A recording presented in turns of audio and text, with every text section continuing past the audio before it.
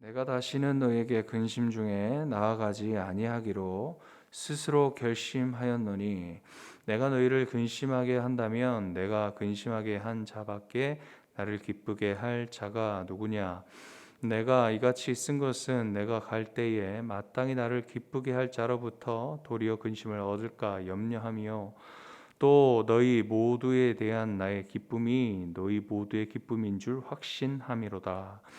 내가 마음에 큰 눌림과 걱정이 있어 많은 눈물로 너희에게 썼노니 이는 너희로 근심하게 하려 한 것이 아니요 오직 내가 너희를 향하여 넘치는 사랑이 있음을 너희로 알게 하려 함이라. 근심하게 한 자가 있었을지라도 나를 근심하게 한 것이 아니요 어느 정도 너희 모두를 근심하게 한 것이니, 어느 정도라 함은 내가 너무 지나치게 말하지 아니하려 함이라. 이러한 사람은 많은 사람에게서 벌 받는 것이 마땅하도다. 그런즉 너희는 차라리 그를 용서하고 위로할 것이니 그가 너무 많은 근심에 잠길까 두려워하노라. 그러므로 너희를 권하노니 사랑을 그들에게 나타내라. 너희가 범사에 순종하는지 그 증거를 알고자 하여 내가 이것을 너희에게 썼노라. 너희가 무슨 일에든지 누구를 용서하면 나도 그리하고, 내가 만일 용서한 일이 있으면 용서한 그것은 너희를 위하여 그리스도 앞에서 한 것이니 이는 우리로 사탄에게 속지 않게 하려 함이라. 우리는 그 계책을 알지 못하는 바가 아니로라. 내가 그리스도의 복음을 위하여 드로아의 이름에 주 안에서 문이 내게 열렸으되 내가 내 형제 디도를 만나지 못함으로 내 심령이 편하지 못하여 그들을 작별하고 마게도냐로 갔노라. 항상 우리를 그리스도 안에서 이기게 하시고 우리로 말미암아 각처에서 그리스도를 아는 냄새를 나타내시는 하나님께 감사하노라. 우리는 구원받는 자들에게나 망하는 자들에게나 하나님 앞에서 그리스도의 향기니 이 사람에게는 사망으로부터 사망에 이르는 냄새요 저 사람에게는 생명으로부터 생명에 이르는 냄새라. 누가 이 일을 감당하리요? 우리는 수많은 사람들처럼 하나님의 말씀을 혼잡하게 하지 아니하고 곧 순전함으로 하나님께 받은 것 같이 하나님 앞에서와 그리스도 안에서 말하노라. 아멘. 우리 지난 고린도후서 1장 말씀에서는 바울의 인사말 그리고 그 감사의 말에 대해서 말씀하고 있습니다. 그리고 고린도 교회와 그리고 이 고린도의 그 수도인 이 아가야 지역의 모든 성도들에게 위로하시는 하나님을 찬양하자라고 하면서 이 서신을 시작하게 됩니다. 그리고 이 바울은 전도 여행을 번복하게 된 것에 대해서 설명을 하는데, 바울이 이 고린도 교회에 방문하려던 계획을 번복한 것이 결코 경솔해서가 아니라 주님의 뜻에 따라서 이 성도들에게 그 기쁨을 돕고자 함이요 그리고 고린도 교회 성도들을 아끼기 때문이다, 그렇게 말하면서 그 번복하게 되어졌던 이 고린도 교회에 나오지 방문하겠다고 이야기해놓고 방문하지 못했던 그런 부분에 대해서 이렇게 말을 하고 있습니다. 오늘 2장에서의 이 고린도 교회 성도들에게 근심 중에 가지 않겠다 그렇게 결심하고 있습니다. 1장 23절을 보면은 내가 목숨을 걸고 라는 말을 먼저 이렇게 꺼내면서 그만큼 자신의 말이 진실하다 그렇게 표현하고 싶었던 그런 마음을 표현하고 있음을 볼 수 있습니다. 바울 자신이 고린도에서 마게도냐로 갔다가 다시 고린도로 가지 아니한 그 이유가 아까 얘기했지만 너희를 아끼려 함이라 그렇게 말했습니다. 이 마음을 고린도 교회 성도들에게 흘려보내고 싶었던 것입니다. 1장 24절을 보면은 왜 그들에게 바울이 가지 않았는지에 대해서 알 수 있습니다. 믿음을 주관하려는 것이 아니라 오직 너희 기쁨을 돕는 자가 되려 함이라. 이 바울은 자신이 이 믿음을 주관하려는 어떤 지배자의 어떤 좀 강력한 어떤 이제 그런 모습으로 비춰지는 것이 아니라 우리 성도들의 그런 기쁨을 돕는 자가 되기 위함이라는 것을 말하고 있습니다. 바울 자신이 지도자로서 고린도 교회 성도들에게 이 지배하려는 인상을 주고 싶지 않았다라는 것입니다. 오직 그들의 기쁨을 돕는 자가 되고 싶었다라는 것을 여기서 말하고 있습니다.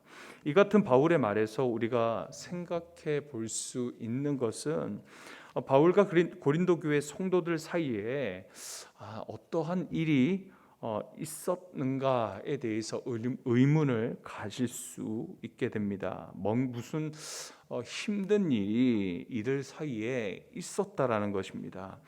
오늘 말씀의 1절에서 4절을 한번 보시면은 무슨 일이 있었는지 여기서 확인할 수 있습니다.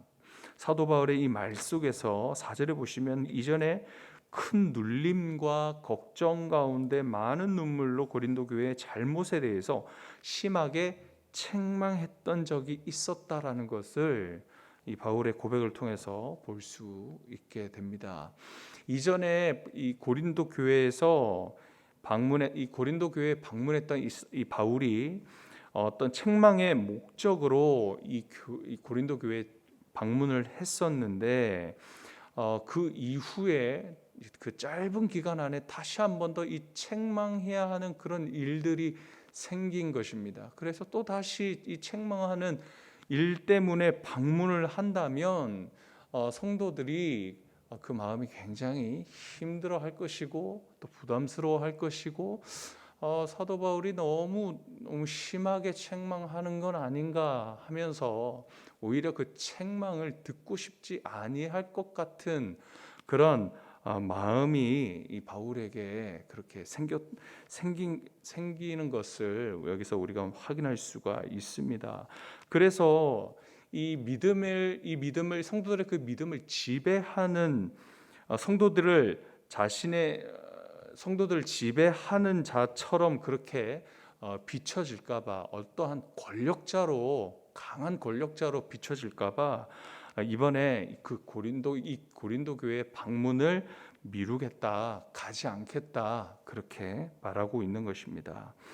이 같은 마음은 성도들이 자신에 대해서 잘못 오해하지 않도록 하기 위함이며 자신은 성도들에게 기쁨을 주는 자이지 어떤 지배하는 자가 아니라는 것을 오히려 이번에 방문하지 않아서 기다림으로 자신의 이 고린도 교회를 향한 사랑을 보여주고 싶었던 것입니다.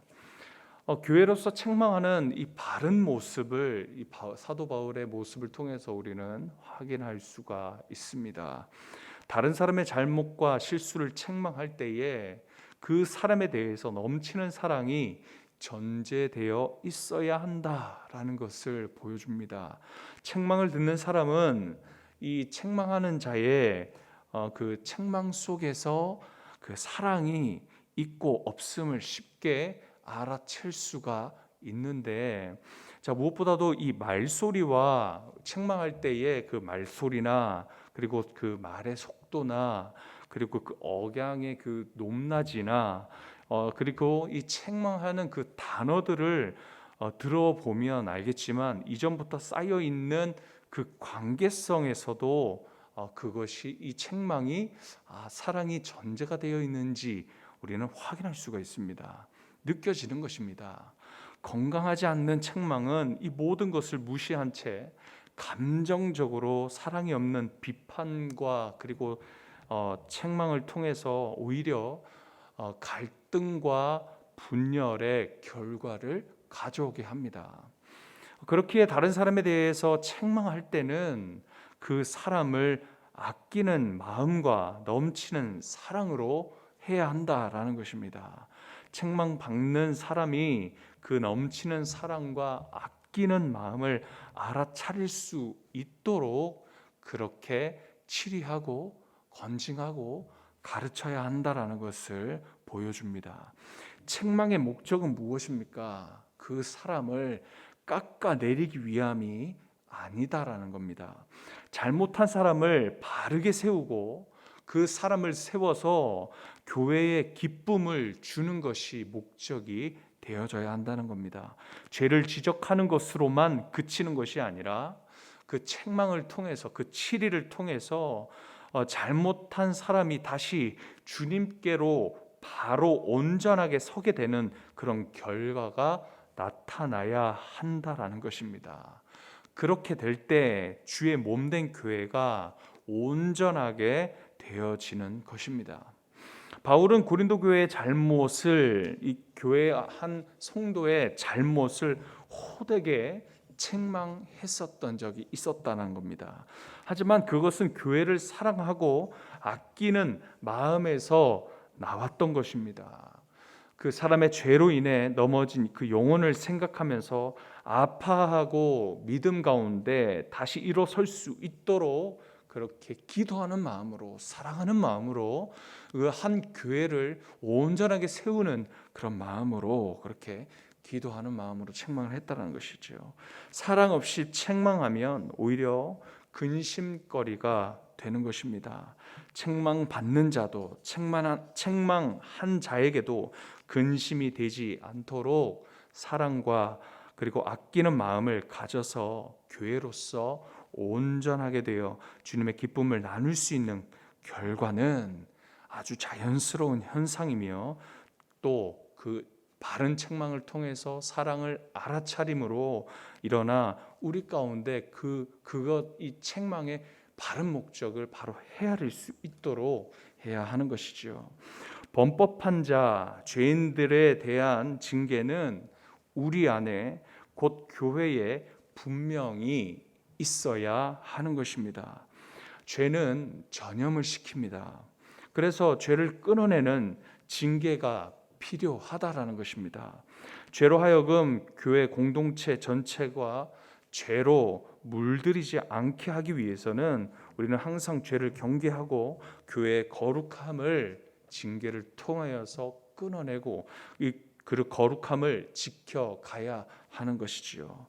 교회 안에 죄가 묵인되지 않도록 해야 합니다. 한 사람이 범한 죄를 치리로 끊는 것은 그 사람을 살릴 뿐 아니라 그 개인뿐만 아니라 온 교회 전체를 살리는 일이라는 것을 우리는 알아야 하는 것입니다.